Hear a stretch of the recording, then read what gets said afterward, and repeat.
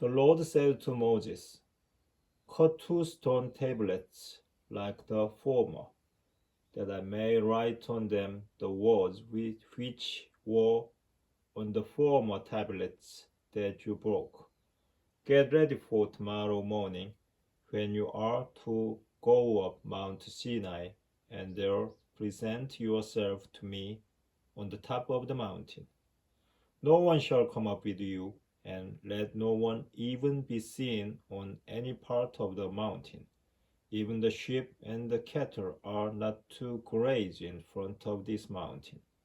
Moses then cut 2 stone tablets like the former, and early the next morning he went up Mount Sinai as the Lord had commanded him, taking in his hand the 2 stone tablets. The Lord came down in a cloud and stood with him there and proclaimed the name, Lord. So the Lord passed before him and proclaimed, the Lord, a God gracious and merciful, slow to anger and abounding in love and fidelity, continuing his love for 1,000 generations, and forgiving wickedness, rebellion, and sin, yet not declaring the guilty guiltless, but bringing punishment for their parents' wickedness on children and children's children to the third and fourth generation. Moses at once knelt and bowed down to the ground. Then he said, if I find favor with you, Lord, please, Lord, come along in our company. This is indeed a stiff-necked people, yet pardon our wickedness and sins and claim us as your own. The Lord said, here is the covenant I will make.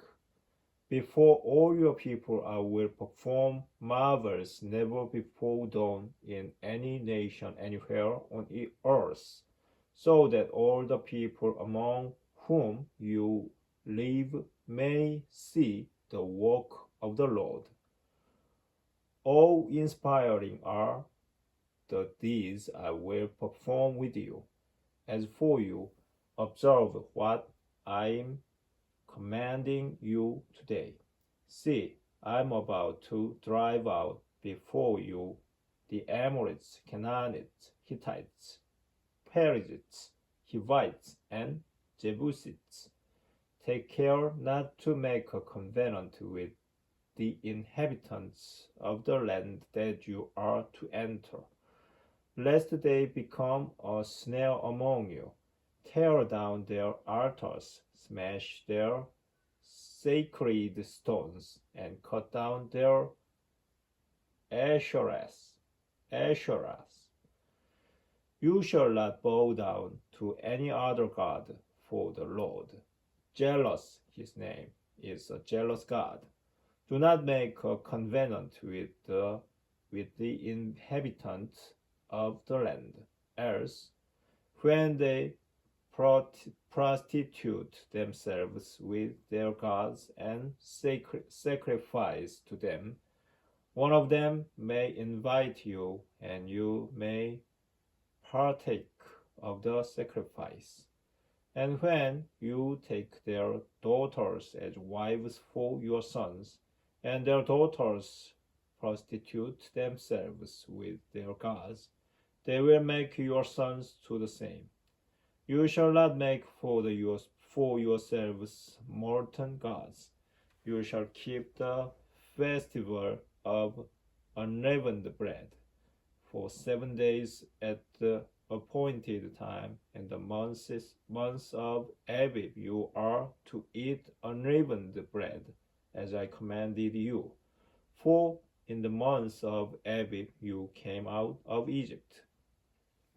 To me belongs every male that opens the womb among all your livestock, whether in the herd or in the flock. The firstling of a donkey you shall redeem with a lamb. If you do not redeem it, you must break its neck. The firstborn among your sons you shall redeem. No one shall appear before me empty-handed. 6 days you may labor, but on the seventh day you shall rest. Even during the seasons of plowing and harvesting you must rest. You shall keep the feast of weeks with the first fruits of the wheat harvest. Likewise, the feast of the ingathering at the close of the year. 3 times a year all your men shall appear before the Lord God of Israel. Since I will drive out the nations before you and enlarge your territory, no one will covet your land when you go up 3 times a year to appear before the Lord your God. You shall not offer me the blood of sacrifice with anything leavened, nor shall the sacrifice of the Passover fast be kept overnight for the next day.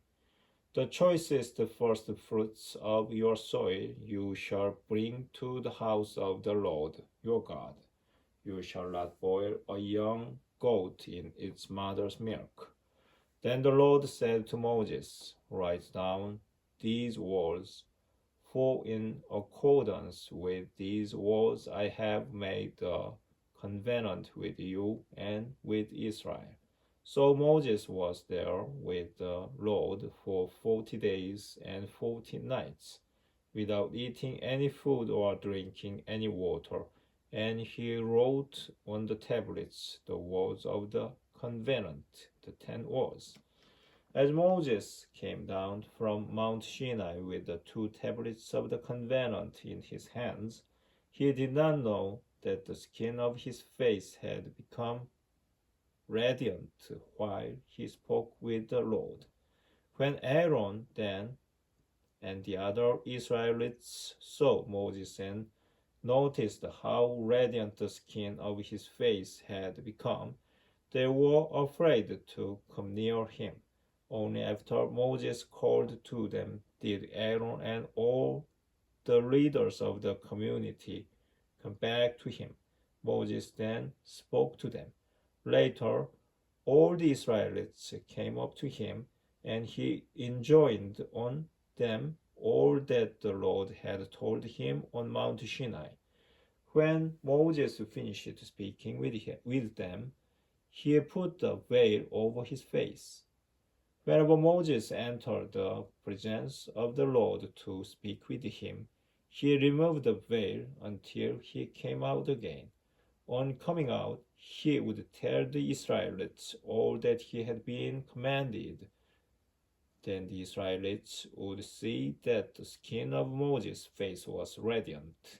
So he would again put the veil over his face until he went in to speak with the Lord.